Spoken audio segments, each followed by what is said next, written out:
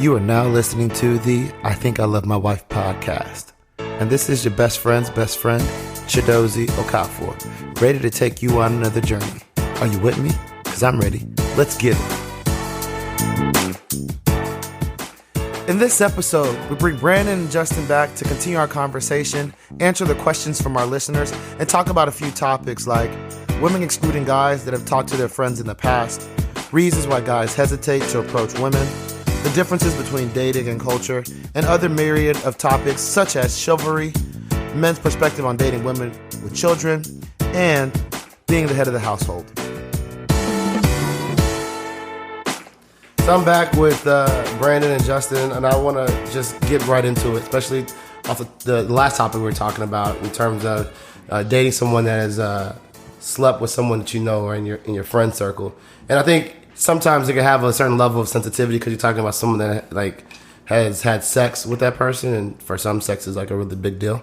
But I also wanted to talk. I think guys experience this with women in terms of, once you've talked to one friend in that circle and you gotten to know them on a certain level, then you kind of like excluded from the whole group.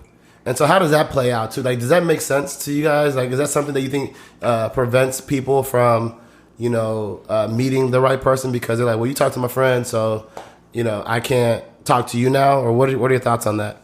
I just think it's an additional, it's an added layer that women don't often think about, right? Like, so women often quote the statistics, just kind of the high level statistics. You go to social events in the city of Dallas or whatever major city you might live in, and you have your qualified high-level black women, and then you got your qualified high-level black men, and the pool sizes are different, right? Like, so drastically different, right? Like, so for every 10 people that meet that criteria, 7 of them are women, 3 of them are dudes. But the reality is, those 7 women are often in some type of way connected.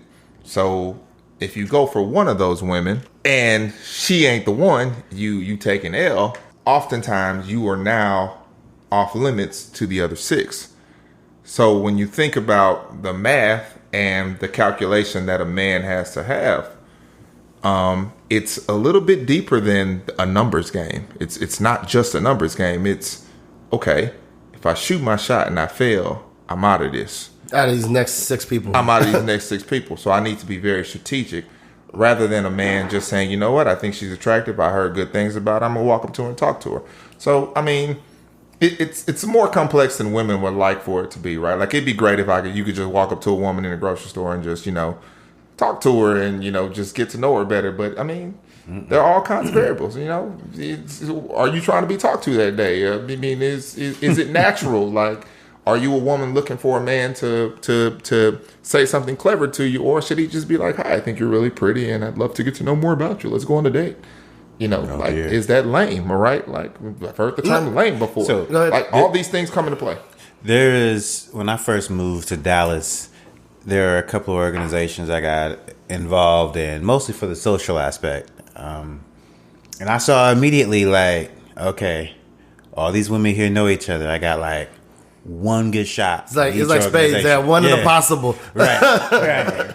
And it's a real thing that at least men have to consider. I don't know how much the women do, but men have to consider it, because once you get out there and God forbid it goes wrong with that first girl, like anywhere near really wrong, and she tells a story, like, your reputation is gone in that whole circle. Exactly. And I think, a lot of times I hear women say, well, this guy we went to this event and none of the guys are approaching me right now. And I'm like, you're in a group of 7 pretty women. He don't know which one he wants to pick. And he knows if he picks the wrong one, he lost out probably on all those 7. And I mean, like, think about it practically. You literally, as a man, have no idea. You literally just being like, shot in the dark. They all cute. I have no clue. No, I get it. And so I try to help explain, like, it's not as simple as you said. Like, these are things that guys are thinking about because typically we are shut out of it. And it's one thing to say you went on a date with someone. I think a more mature person would be like, it was just a date. It wasn't anything serious. But it's another thing when you've actually like dated that person a little bit more seriously and it didn't work out. And it's like, that's also a reason why guys tend to be hesitant to make that leap, because he's like, I don't know you well enough yet. And I know that like if this don't work out, it's excluding me from a lot of other people that could be very potential great candidates, but are in our like immediate circle. Right, exactly. And so that's another reason that I think women tend to not think about like, oh, he's playing, but it's like, no, he's thinking about the dynamics. He don't know you that well. You cute, and he knows you got other cute friends, and he's trying to learn about you and get to know you. But I feel like in this day and age, it's hard to get to know a woman if you're not dating them. Right. I agree. And I don't know how else to explain that. Someone that's back on the scene and dating is like, there are people that I think have great potential, and I'm like, well, I don't know if we're there yet. I don't want to mess it up with us or someone else. And I know you know a lot of people, and so how do I navigate this? You know, getting to know you without the pressures of it got to be something. I do candidly believe though that people are only uncomfortable with you being too forward when they're not interested. Oh, that's facts.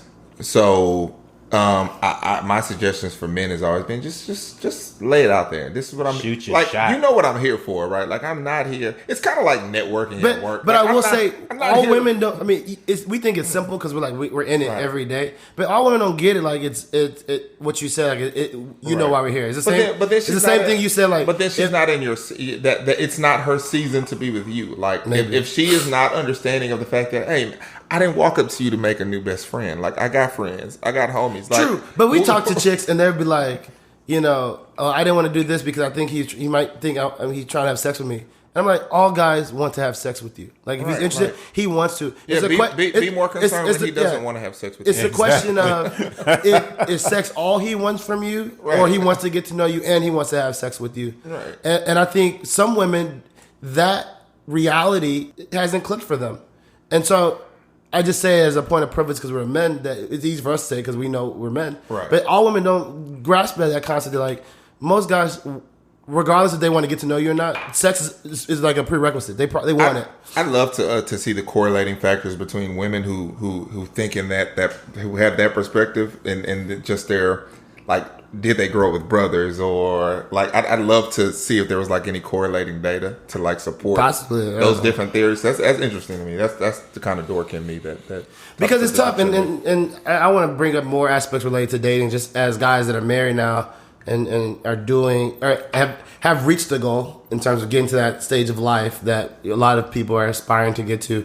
You know, like what do you recommend? Because I struggle with it. I'm like, I see it, and I'm like, I try to communicate like the different things that I'm considering as I'm meeting someone, and it's like, do I call? Do I text? How often do I do it? When I know, like, at this stage of my life, I'm not in a point where I'm pressed. Like, I know what I bring to the table, and I'm not pressed to, like, hey, if the response ain't what I want or all this extra, like, work, then, like, why do it? You know? And so how do you navigate that when I think a lot of people are conditioned, like, this is how it should be. Like, if you want to talk to me, you call me today, you call me in 2 days later, or whatever that regimen is, that traditional regimen is like, why do it if you're not there yet? Because you're only leading someone on through your actions in some capacity. When I was dating, I was fairly intentional, right? If you had the potential to be something amazing, I followed up, right? It might have been like just for like But what does a follow couple up of look days. like? I'm actually going to do the call. I'm going to be like, hey, how are you doing? Let's talk, blah, blah, blah. I'm going to set up a date. I'm going to plan it, pay for it, go through all the hoops to try to do exactly what you said earlier, which is get to know the person. You can only get to know the person if you're dating them, right? But I might have only done that for a very short period of time once I found out enough to know if I wanted to continue or not. Most people didn't make it past like a week in real life. But like, I didn't mind being intentional with that one person for a week because it's like, I'm really trying to understand what you can bring to the table and I don't want to waste my time or your time. That's right? fair. That's a good way to think about it. I got to start adopting that practice. Yeah, it's just tough because I think, to your point, in my experiences, and this is more getting into another topic that I've heard someone ask about, but like in my experiences, there's this like, I'm learning, or I shouldn't say I feel that there's this level of like expectation that women have for guys in terms of, you know, I'll hear them say like, I'm special. You know, I'm worth X, Y, and Z. Or you should, if you're recording me, you should do X, Y, and Z. And I'm like, there's a level you got to get to of interest before you start courting someone, I think. Because you don't know that you... Because, like, think about it. When you court someone, there's an end goal that you want in mind. You want them to... You're courting them to like you back. When you're getting to know them, you're trying to figure out, do I like them enough to want to court them? I think everybody has to a point that I made earlier. You gotta get over yourself. Like the world does not revolve around you. So do your part, right? Like, so I go back to the basic job analogy that I think really applies to dating, right? Like, it's a date is basically an interview. Like, we're getting to know each other. We're getting to know if we're going to be a fit. And if we choose to be a fit, then we both hired each other for this job, right? Like, your resume is how you look. If it's on dirty ass paper, I'm not interviewing you. Like, so make sure your resume is on really nice paper. And both parties need to make sure, like, hey, do the things that it takes to make sure your resume is on nice paper.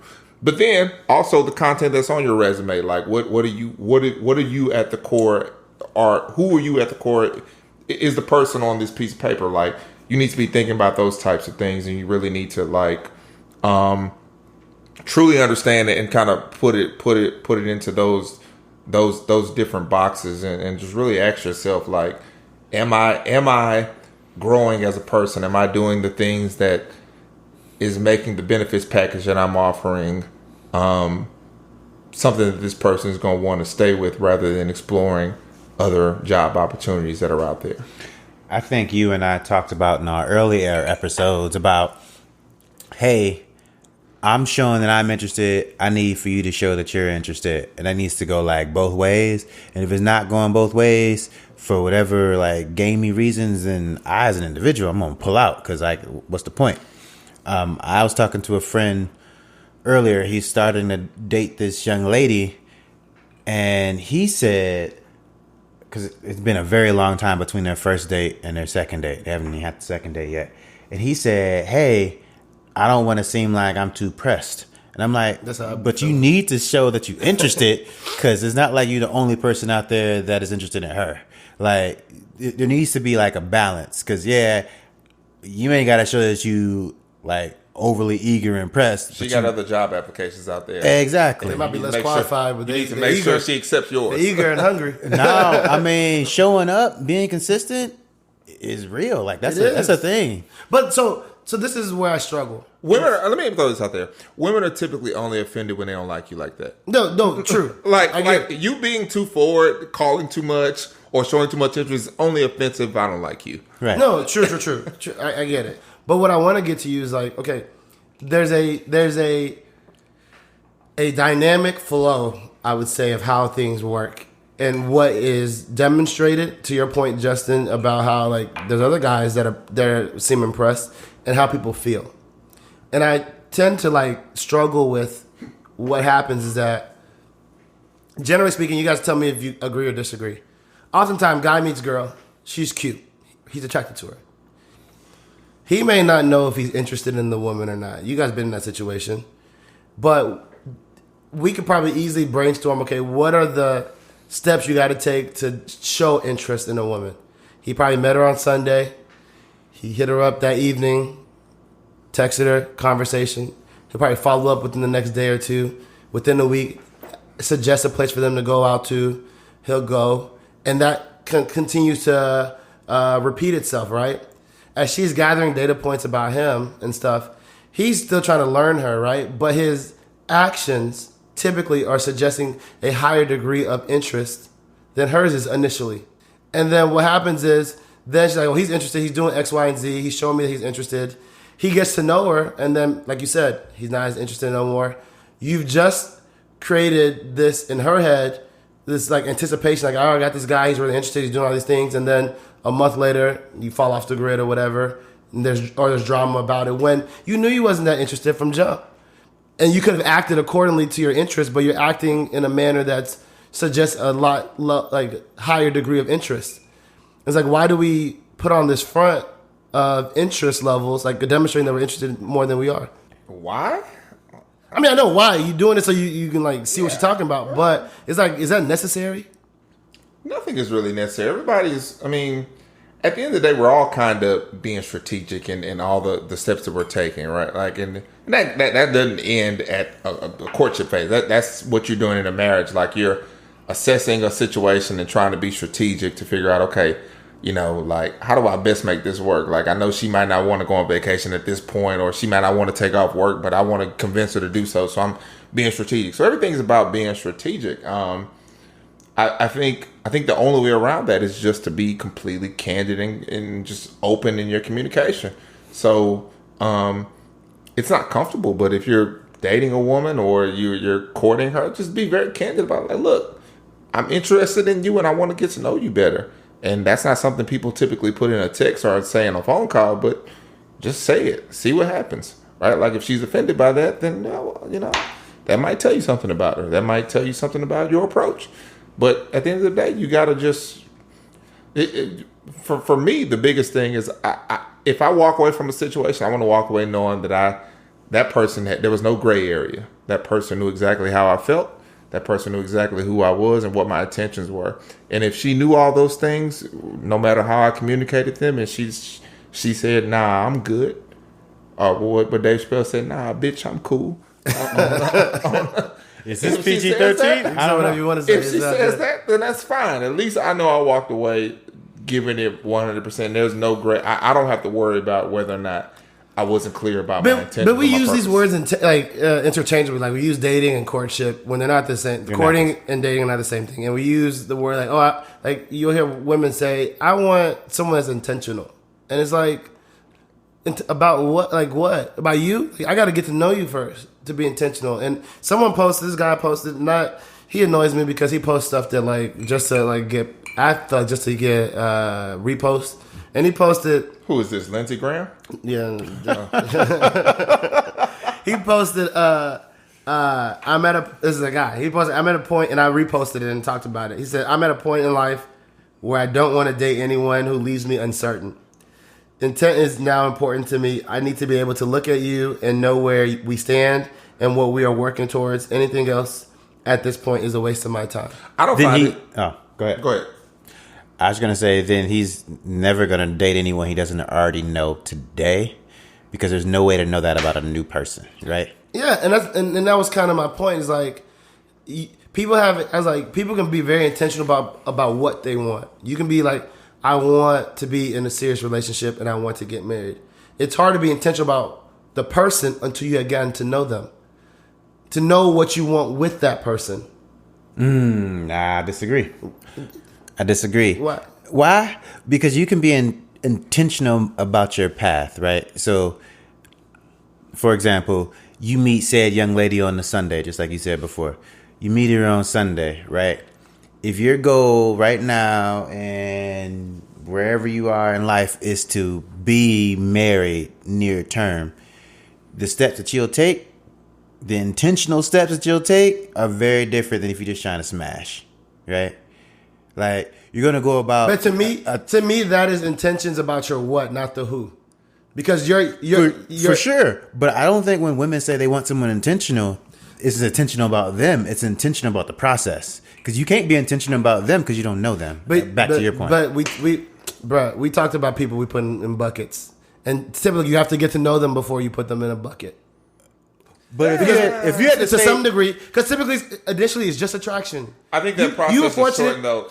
You were fortunate. You had like a long, extended conversation with your now wife when you met her. But typically, she's attractive. I think it's dependent upon your audience, though, right? Like, as people get older, like, the time frame that it takes to put that person in that bucket should decrease. Like, it should be short. We'll need 4 dates to figure this out. Like, we kind of know. Like, but what do you know though?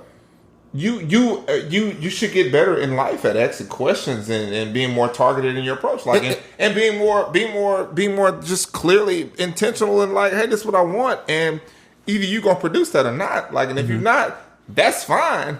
But we need to, like, on the first date, like, when I first met my wife, the question she asked straight up initially, like, hey, you got kids and a crazy ex-wife.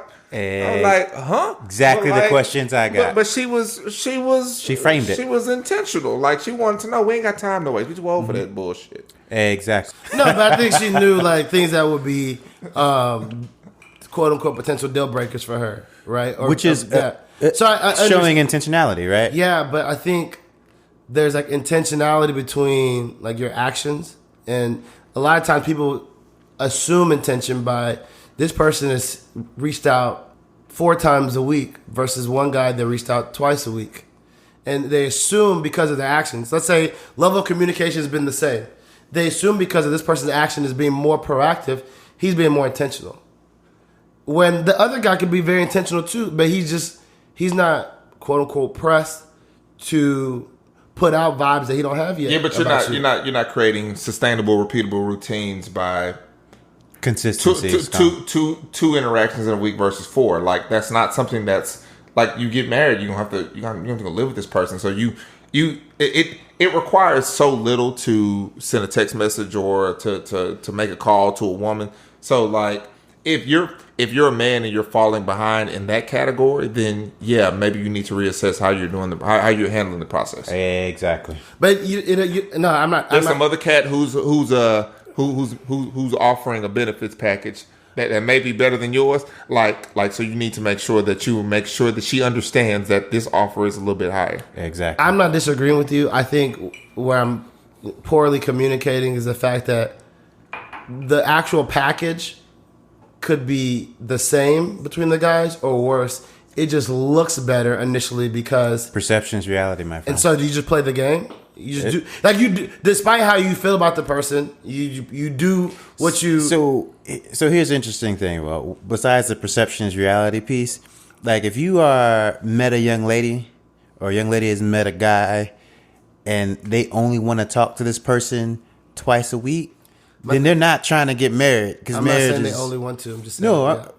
Well, but I mean, Justin, you know how it is. You got to slow play a little bit. You can't just. But why? That's a game. That's what cats over here doing. They're overthinking the shit, right? Yeah. Like, slow play. Like the game. Because you know what? In month 2, she's like, "What are we doing?" And you're like, "I'm still trying to." And that's fine. And you can say that. I'm still trying to say. And then you say is the goal, that's fine. And you say it, and then you're like, "Well, I'm learning." Come on, you know how that question goes. I do. Yeah. So then you get the question, and then you're like, "Well, I'm still getting to know you. I'm still learning about you." She starts to pull away because she didn't get the yes, let's move forward in the step. That question always changes the dynamic. Typically, always changes the dynamic of your relationship. Yeah, but whether positively or negatively. But I mean, as the standard male who's listening to your podcast and the males you've interviewed for this particular podcast, like at month 2, if you don't got to answer that question, then yeah, maybe she should be looking at other jobs. Mm-hmm. Like, I'm not saying you should not be looking, but do you cancel that process? No, I'm saying it's okay to be scared and be like, you know what? I'm scared as hell, and I ain't never been married before, and this shit is crazy to me. But I really love you, and I care for you in a way. Maybe love is a little strong. I do the hell out there. I care about you in a way that I ain't care about nobody else. And yeah, this might be scary to me, but yeah, but let's do it. What are you doing? You didn't do nothing but wasting time. I mean, you're gonna die at some point, man. Like, let's just say you got 90 years on this earth. If you're gonna waste like now Brady gonna bring the actual statistical data 0.02% of that time because you feel like you need to because you talking to your homeboys and they tell you, like, get over yourself, like the word, like make it happen. Like it's not that critical and that crucial. Like your marriage and your interaction with your wife or the person that's going to be your wife is going to be different from everything else you've ever done. So. Like that fear is okay and it's healthy and it's okay to like feel that way, but just understand that, hell, maybe therapy is what you need to work through it. Like, but maybe you just need to be okay with that fear and that. Oh, really, it's all about. I think the biggest thing is this. A lot of times people don't want to open themselves to failure. Exactly. Like you don't want to create that feeling that man, because it's gonna hurt if this doesn't work. So. That's really what you got to just get over at the end of the day is like the acceptance that you might fail and it's going to hurt. But like the only way to make the shot is to shoot it. Right. I mean, my point of view is a simple answer to that question. If you really are like wanting to be married in the like near term is not like tomorrow, but you out here dating to marry, it's simple. Hey, we're at the point where we're still trying to get to know each other. I think you have great potential. I want to continue to get to know you. Yeah, but okay, you say that. Does that mean you're exclusive? Or are you doing that with other people? You met 3 people. They both, hey, we're at the point where I think you're great. I want to continue to get to know you.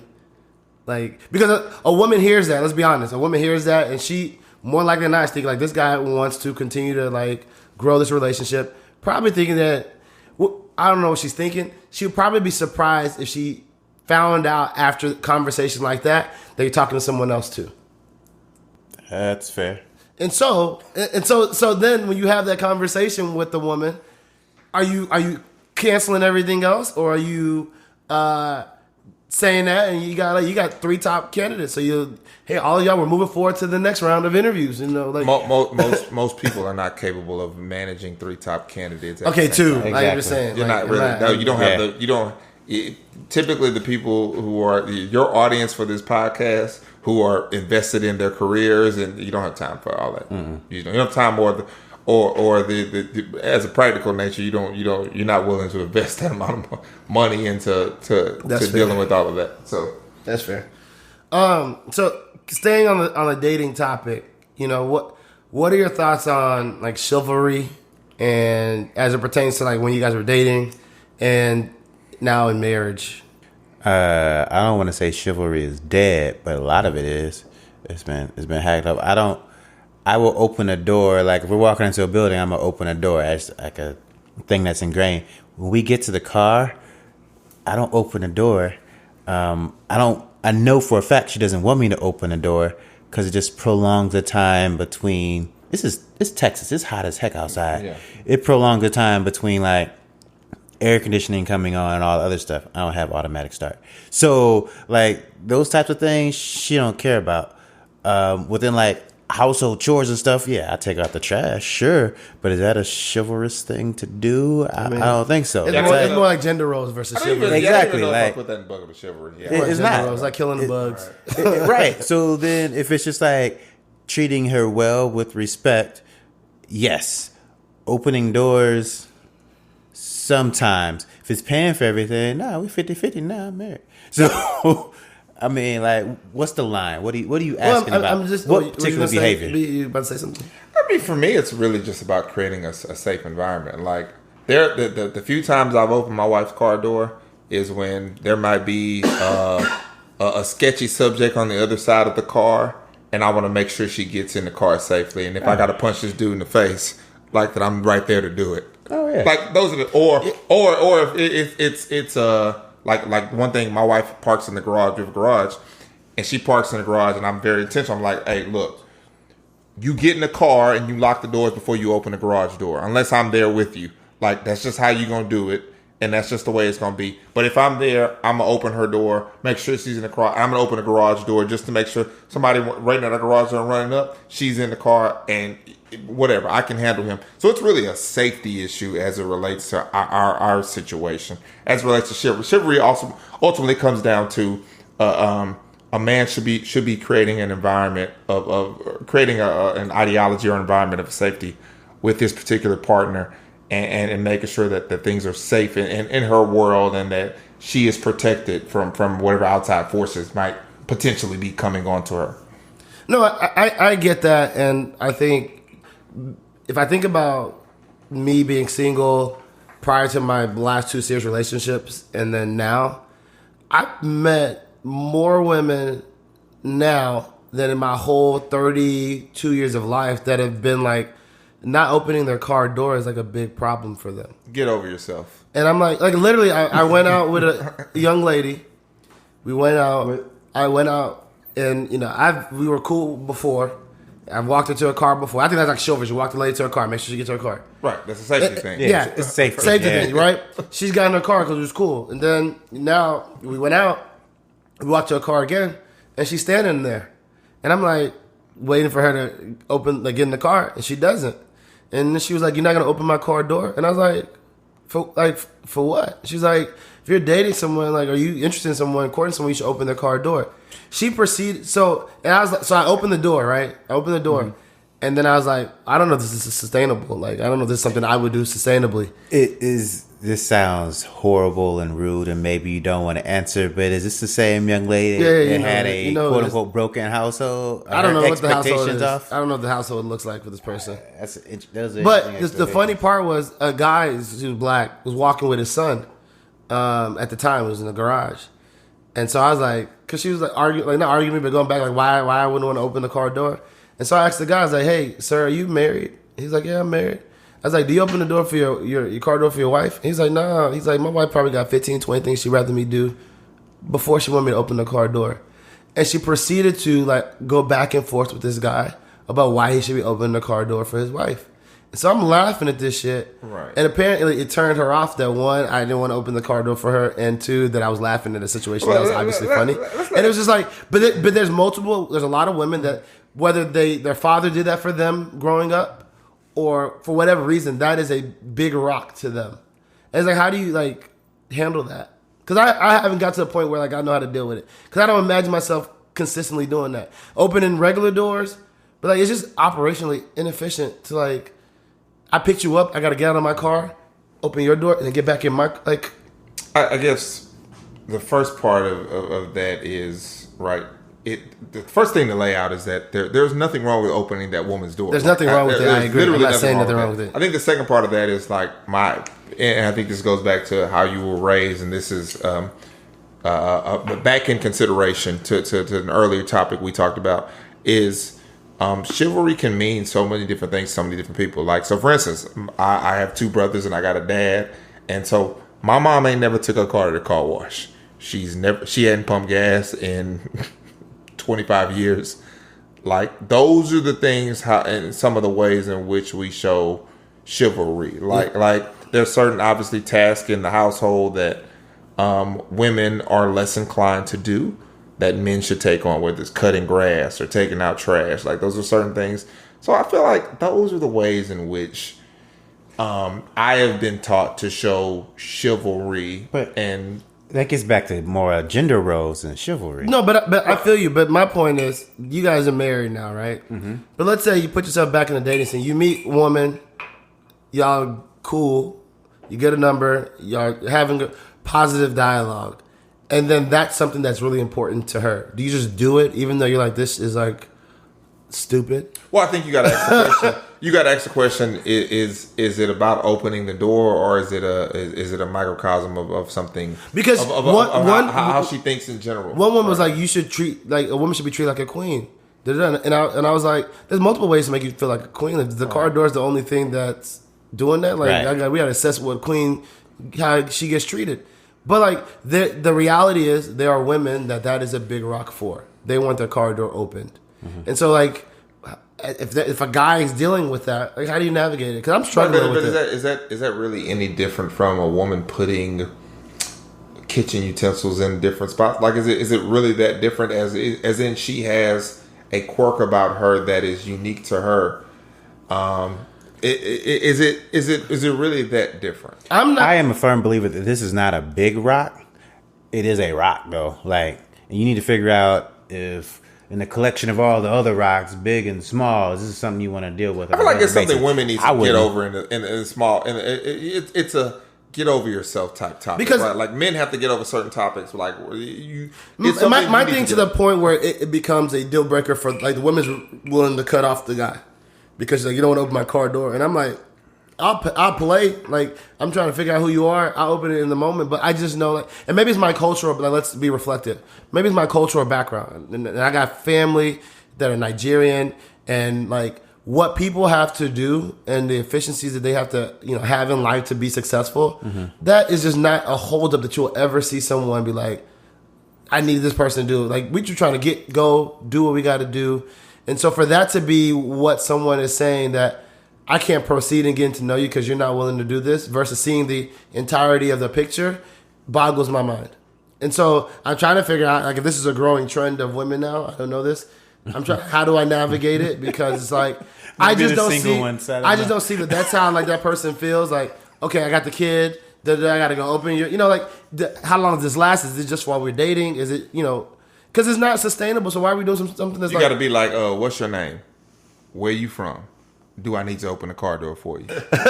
Like, those are the first 3 questions I need to understand before we proceed. And I just don't understand, like, I'm asking you guys as, like, y'all my friends, like, should I just bite the bullet and do it? Or just, like, have the conversation? Because I just don't see myself. And to your point, Brandon, you said that's a quirk that someone has. And I get everybody has different quirks and things, and you got to find out where the quirks align, right? Where, like, where is you're good enough? So, like, am I that annoyed by this thing that this person does or not? Some people can't sleep with people that snore. They just can't. And some people don't. It doesn't bother them at all. Right. And so, like, is that a quirk I should get over, or is it like, bruh? I mean, Especially that person's willing to dead the progress of your stuff over. Like, if it's that big of a deal. I think you have to you in the early sense you have to get over it and just do it, and then you have to make a mental note or a physical note in your phone. Like, we have these new devices where we can, like, actually literally write down stuff and say, okay, like, why is this a big deal?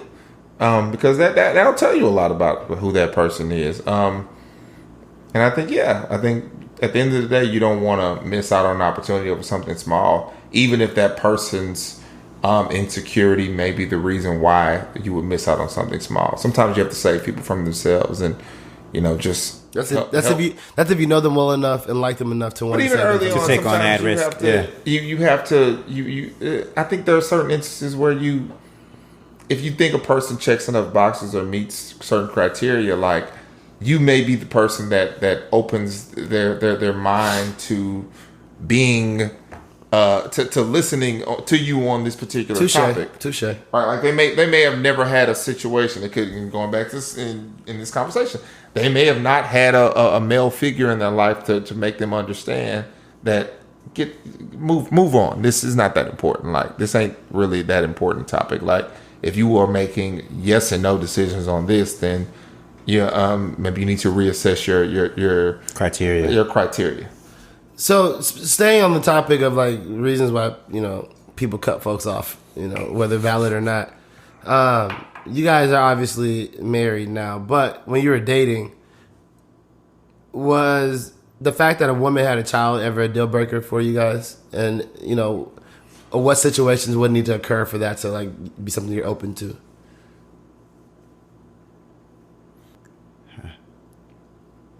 So I did date someone with a child briefly. The child was less of a concern for me than how they were actually raising said child. I didn't like the way they were raising the child, because that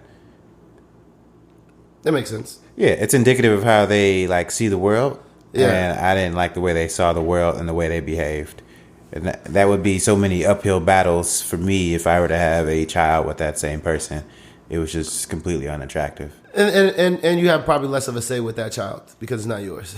Right. I mean, those are concerns too, right? Yeah. And dealing with baby daddies and all the other stuff. But really, for me, it was more like, I just don't like the way you're actually handling this. No, I feel you. Yeah. It makes sense. I have a friend that was cool and we dated for a bit. And we're just friends now, but we're cool enough to talk about things. I'm like, yeah, we can never be together for real because I see how you talk to your kid. And we want to have full-on discussions with your child before they go do what they need to go do. And I'm like, go do what I asked you to do. Then we can talk about it. And we just don't agree on that. It's like, we could never parent. What you come from that? You come from that Bernie Mac school of parenting. Right. What parent? What when I say stand still, some bitch, that's what the fuck I mean. Yeah, pretty much. And then we can talk about why later. I don't need you asking me questions in the middle of it. But, no, I get it. What about you, Brandon?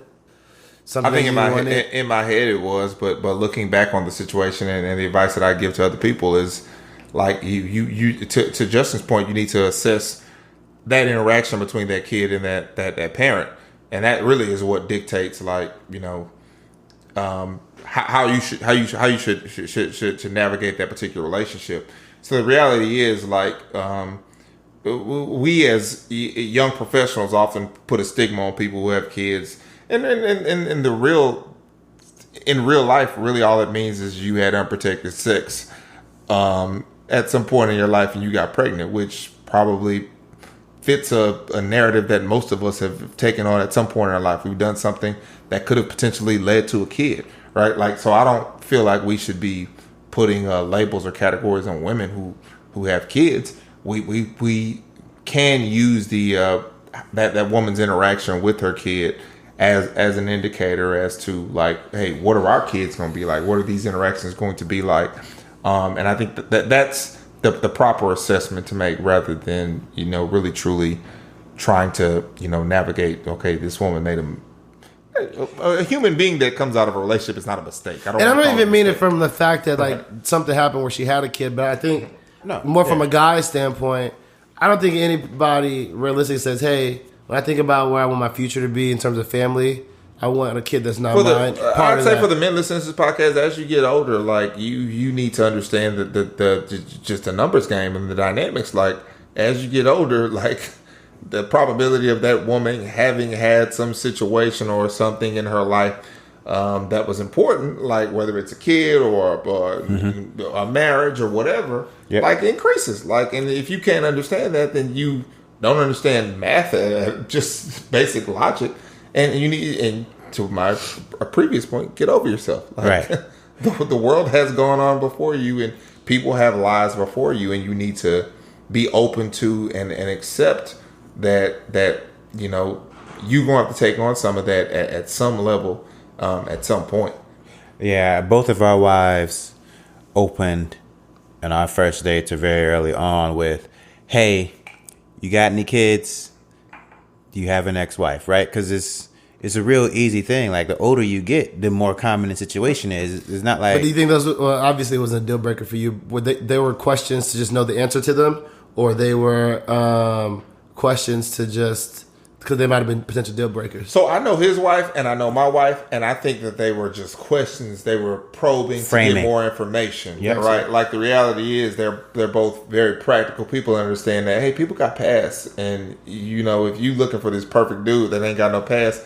That doesn't really exist, right? So, and I think women often do a much better job of that than men. Guys. Yeah, right? They're really just being agree. like, you know what? I need to accept his quirks and what's different about him, rather than putting him into a box. I think women do a better job of that, and I think women are. I think that women that are married do a better job of that. No, I definitely agree. I think women in general do a better job. I think women are definitely more like willing to bend on what their ideal is in that respect. I think women learn from their mistakes and their bad judgment better than men do. Men often are like, well, I feel like a lot of men put that on the woman and say, well, she effed that up, rather than saying, something to learn from there. I didn't ask the right questions in the beginning, or I think those things are intuitive to the sexes. I think in a small way.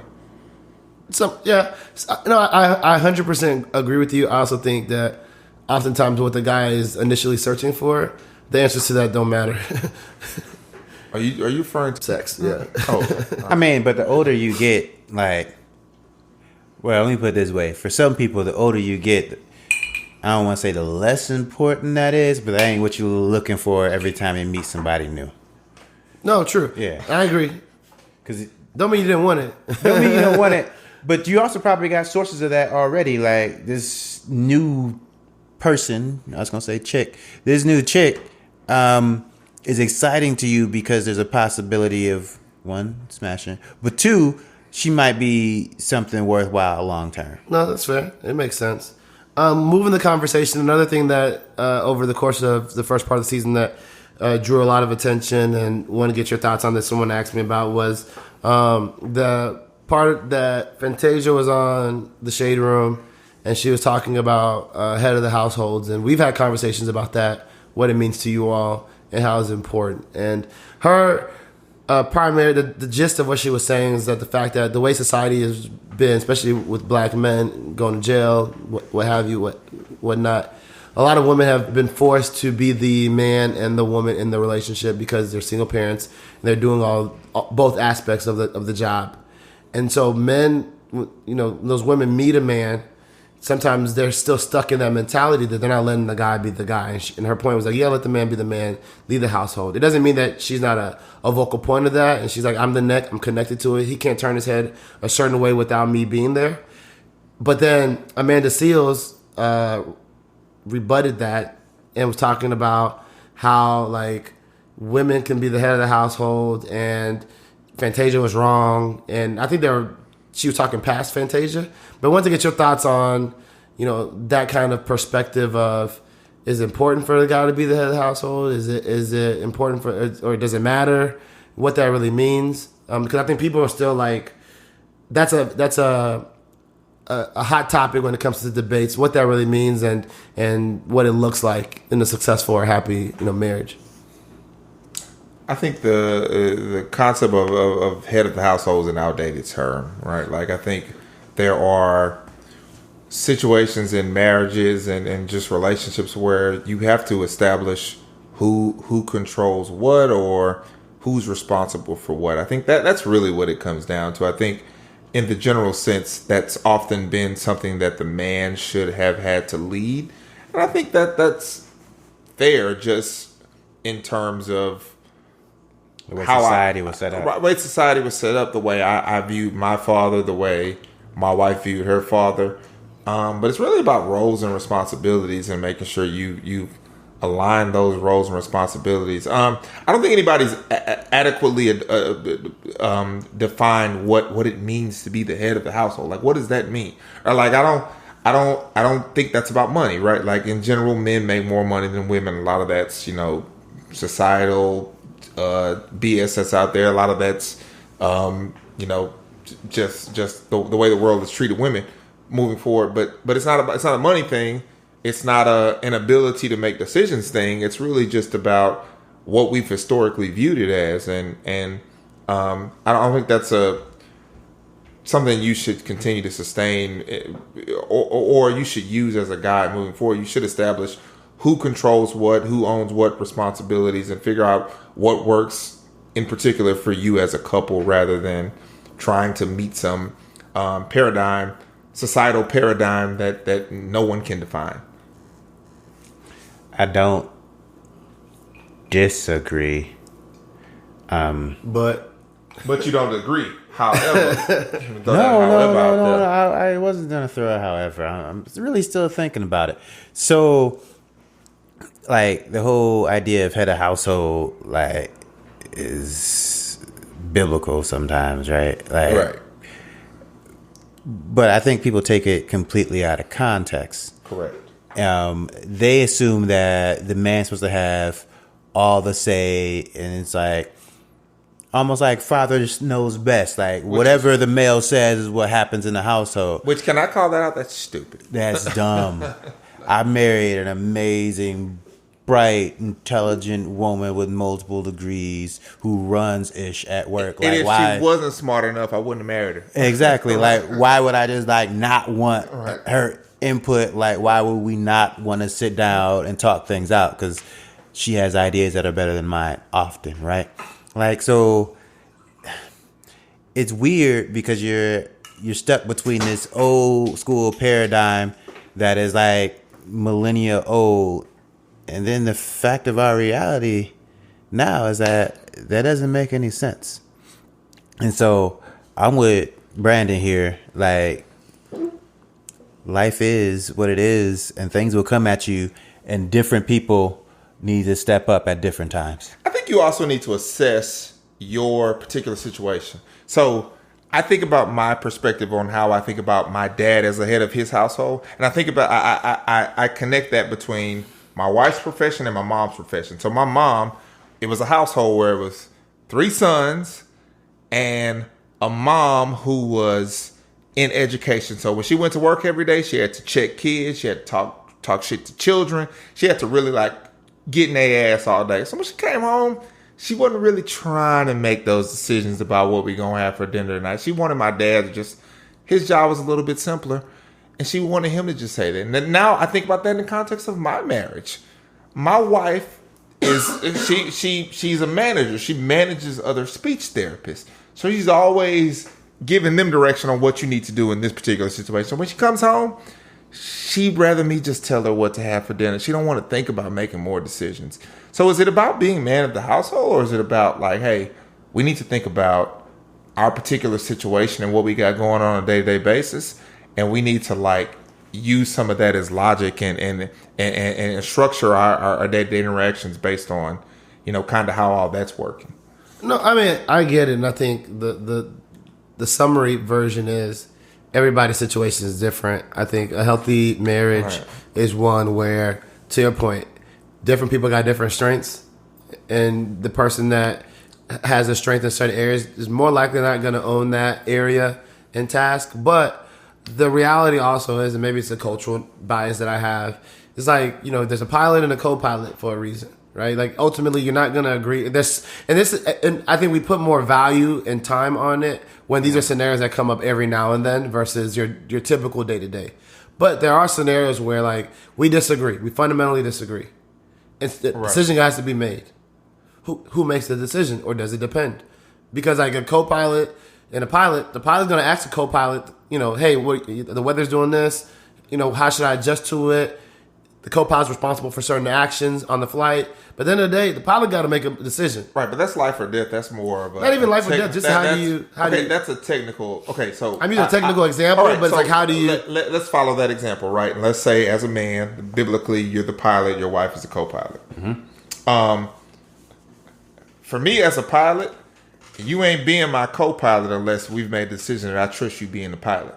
So we've already established that I trust you being pilot. So now your word as a co-pilot is very important to me. Of course, as it should be. Right.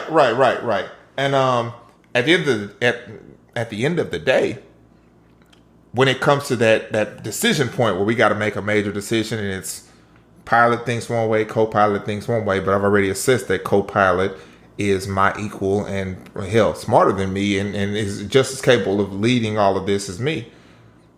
As the pilot, as the head of the household, I am deferring to co-pilot, because having a happy co-pilot, having a co-pilot who is invested and who is a part of that decision tree is a guiding force.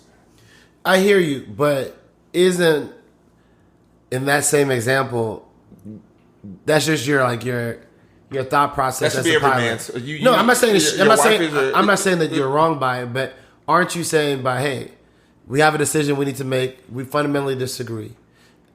As a pilot, you're saying, hey, I trust your judgment, we're gonna go. Like, you're choosing to go, right? Instead of saying we disagree and I'm choosing my decision, you're making still the choice to say we're gonna go with your choice. So some of this, what I'm saying? Like, so you're still making a final call at the end of it, right? Some of this is stuff you've worked out on the front end in therapy, right? Like you've had these conversations. Yeah. So fundamentally, your co-pilot's decision matrix or logic should not be that something that you're not aware of, right? Like you should have already established. You should trust the way they think about things. Trust it, but you should have a pretty good idea of how that person's decision is going to be. Yeah, of course. Topic, right. And then marriages are simple, right? Like it's like, I got a credit card, let's pay for this on a credit card, versus the other party in the like, no, I got cash, let's just wipe this out cash, let's just pay for this, right? Like those are small decisions that people making in marriages all the time. That are okay. You got a pilot and you got a co-pilot. Which logic are you taking? And you got to pick one way to do it, right? And so I think you have to establish that each of you is going to have your own particular decision matrix, and in a healthy marriage where there has been therapy on the front end, where there has been these conversations on the front end. Yeah, let's not say therapy on the front end, but I think those conversations, because I don't want people to feel like you have to have therapy to be I'm just throwing out how therapy comes into play. Yeah, right? Like it could be a deciding a thing that helps you navigate it. It doesn't have to be a major rock to go to. Like sometimes you just want to talk through like basic structural changes you want to make based on your decisions. But all that being said, right? Like it's about knowing your partner and knowing your analogy, knowing that co-pilot, and making a decision early on that this co-pilot is not going to take this plane down. So because I know that this co-pilot is not going to take that plane down, there is absolutely value in saying, you know what, the co-pilot has made a decision. Mm-hmm. As the pilot, I'm rolling with what she says. And this is what we're doing. This is where this plane is going. As Brandon has been saying this whole time, like, get over yourself on the small things, especially when your partner knows a fair deal more about whatever the situation is than you do. Like, get over yourself. where I can just step aside, let the decision be made, and move on. There will be millions of decisions over a marriage. Like, that's real. I know you got to bounce, Justin, so I'm going to let you go, and I'll just continue this with Brandon. And so as we wrap this conversation up, I just had a few more questions for you from different people that I've spoken to that listen to the podcast. And one of them was around this, idea of that we have all these different social cues and influences that continue to reflect all the positivity and perfection in relationships. But we all know that that's not true, and that's not everybody's reality. And so I want you to share as much as you can to help people understand, what are some of the challenges that people are facing in a relationship, that you're facing in a relationship? What are things that you're working on? Because you're not a perfect man, to be better in your relationship, that you're trying to continually address and improve upon. I think the reality is that you're incorporating, I guess, your ideology or your standards of what you expect to happen into someone else. And I think the important thing is to understand that person may not operate or doesn't operate in the same space that you operate in. So it takes time to really, and I think this is key for a black male, a black person demographic that is always taught to be self-sufficient, to think outside of the box. I think it's important to understand that outside of that box can mean so many different things for so many different people. So understand that your partner's outside of the box may be different than your outside of the box, or your partner's day-to-day inclination for how something should be done as it relates to a relationship may not align to your inclination for how that should be done. So accept that as a fact, accept it as something that you can't change, and realize that your love for that person should trump those minor activities that may drive you crazy. The reality is there's very little value in being angry about small things that at the end of the day are not really adding any value to your relationship. So what do you mean? Like, you had an example? Or? There are a lot of examples. Is you and your partner don't really feel like eating the same thing that on a given Tuesday night. Like, she had a hard day at work.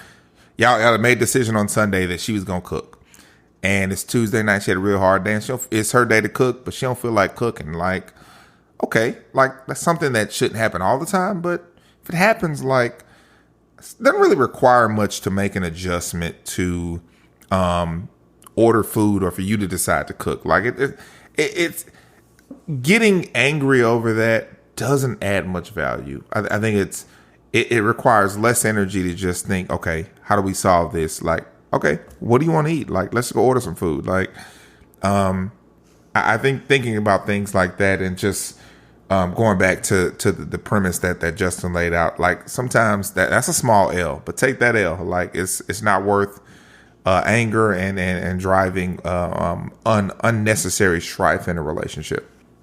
So my final two questions. The first one is,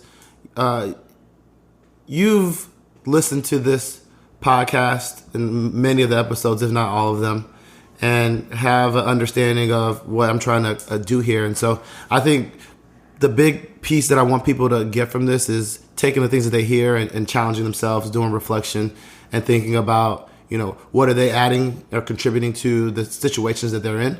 And so for you, how have you, now that you're married, you've been married for a year, how have you grown personally, given the fact that you've been married for a year now? So I think the key thing to understand is that when you get married, you have to accept that your ideology is not the only ideology. So you have to accept that how you've always done things is not the only and may not be the best way to do. Is that what you're learning? That's what I've learned. And so decision making is about having information, right? Like, it's about taking the different data points and really incorporating all of the information you have and using that to make the most informed and the best decision that you can make in a relationship. And so sometimes that can be as simple as just figuring out what you're going to eat with your your partner on a weekly basis, like coming up with a dinner plan or a breakfast plan, whatever you might come up with. Some of it's as simple as that, and it's very important just to recognize that your voice is not the only voice, and your way of doing things is not the only way of doing things, and that other people have been successful doing it other ways, and you need to be cognizant of that.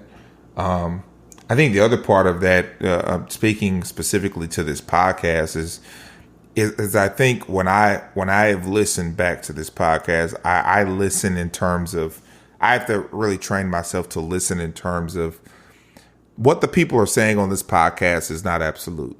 It's data, it's information, it's things that you can add to your toolkit. And that's what we need to do in life. And everything we do in life, it's not about doing what someone tells you to do. It's about taking the information that someone's giving you, adding it to your toolkit. And when you come to a point where you have to make a decision, an important decision, you can go back to that toolkit and say, you know what? I heard something on Chidozi's podcast that was really interesting. I should consider that as I make this decision. And it may not align with the actual decision that you make, but it's something that you think about. It's something that informs the decision. Right. It's another item or another nugget in your toolkit that helps you to make a decision. And at the end, and when you make that decision, you've made that decision based on some additional information that you would not have had otherwise. And that's the value in reading. That's the value in talking to people. That's the value in having mentorships. That all of those things matter because you are looking to expand your toolkit. You're looking to have more tools in there. So when it's time to use those tools, you got a wider spectrum or value of information that allows for you to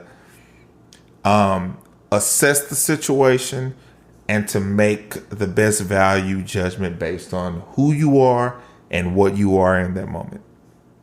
No, that's real. And I think that's important.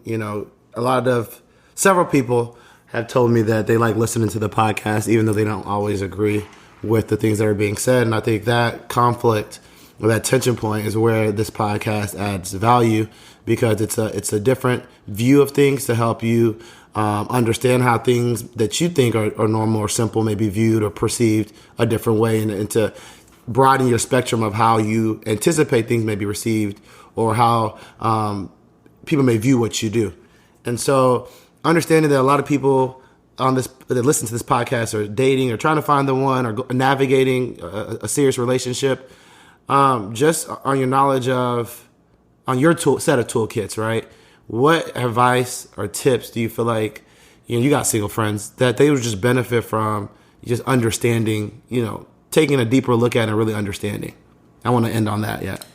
I'd argue against thinking about it on a super deep level, right? Like the intro conversation, like everybody has to meet their significant other. You got to meet that person on some level, right? And the reality is you may not meet that person on some super intellectual conversation. It may be that you met that person in the grocery store when you're looking for some pomegranate juice. Like, it doesn't really matter. Don't overthink it. I would say, think about what there is to gain versus what there is to lose. If you see a guy in the grocery store who you think is moderately attractive, who you can acknowledge that, you know what, I could have sex with a guy that looks like this in the future, and he's decent, and he's speaking to me in a solid way, and I'm not going to this dude's house tomorrow, but I'd go to wherever to have a cocktail with him or to have coffee with him. Like, what do you have to lose? And the answer is you have nothing to lose, but you have everything to gain. He might be a loser. He might be a dude you never give the time of day to. And if it costs you 30 minutes over coffee, yeah, that's an L in life that you are going to have to take at some point. But what if he's the best thing that ever happened to you? What if he's a great guy and his conversation is great and you love his family and you love how he's living his life and the changes and the growth he's trying to explore. What if? So don't miss out on that what if because you're trying to avoid the wrong dude. Take the chances on greatness and hope that you meet the right dude. I think I can go both ways. I think guys as well, like guys having a perception of what they think they want in a woman or attractiveness. Absolutely, I think it goes both ways. And I think then that's, you speak to a very important point. Like dudes need to do the same. Like you see a young lady in the produce section, and you don't walk up to her and talk to her because she doesn't seem like she wants to be bothered in the produce section. That's on you, brother. Like that woman, that may be the woman of your dreams, and like missing out on that blessing because you are trying to assess how she's feeling in a situation where you have nothing to lose other than your pride of a failure. Like take that chance. Like you never know. Like the world, this world is too small, and we never know when we're going to get our blessing. And we can all talk about the spiritual things, and God's going to send me my person when I'm ready. Right, that person might be in the produce section. That person might be at the food court where you work. That person might be at the dentist's office. You don't know. It's very likely that person is not packaged the way that you anticipate them being packaged. Absolutely. And so the last question that when we talked the last time, I asked you at the end, what advice would you give your daughter or your son when they get to the age, future daughter or future son, when they get to the age that they're dating? I want to end today asking you, if you look back, you're 33, a 23-year-old, 24-year-old, 25-year-old Brandon, knowing what you know now about yourself and the way just life works and relationships work, what advice would you give your 25-year-old self, given what you know now? That's a great question. I think my 25-year-old self needed to go through a level of failure that was substantial and important that would help me to attain some level of success now. But I think the advice that you would give to any person who is younger than you or who is striving to attain, I guess, the purpose of this podcast, which would be marriage, would be to be very deliberate, be very open, be very candid, and never walk away from a situation wondering if you did enough. And what I mean by that is you're going to fail on your interactions with women. There are going to be women who are just not going to be interested in you, who are just going to think that they can do better. And that's all good. That woman has that right, and that she certainly has the ability to do those things. But don't let her walk away without you being very clear about what your intentions are and the person you are and who you are. So it may feel uncomfortable, it may feel awkward, but walking away from a situation knowing that, you know what, this woman knows that I'm a good dude, and she knows that I got a good head on my shoulders. She knows what I do. She knows about my background, but she just wasn't interested. You sleep better at night knowing that you did everything that you could do. And you also get some opportunity to learn about who you are as a person and how you can grow from whatever criticism or whatever intuition you may get from that situation about why it didn't work. That's very real. I'm just going to leave it right there. I want to thank you for your time, B. Appreciate Justin for being here. I know he had to run, father duties, but thank both of y'all for blessing me with the opportunity and time to come and talk about these topics that my listeners wanted to hear about. For the listeners, thank you for your time. You know what to do. Subscribe at I Think I Love My Wife on all major platforms. Have your friends follow on Instagram at Think Love Wife. We're really trying to get this movement going, so if you support what we're doing, make sure that you take the time to tell your friends about it. Make sure they subscribe, make sure they follow, so we can get this movement going, get these sponsors, and keep putting out good content that's going to be beneficial for everyone, as well as help you guys keep that conversation going. Thanks again. Be on the lookout. The next episode will bring back the other guys, Paul and Dorian, so we can answer more questions and topics that you, the listeners, have. Thank you, and talk to you next week.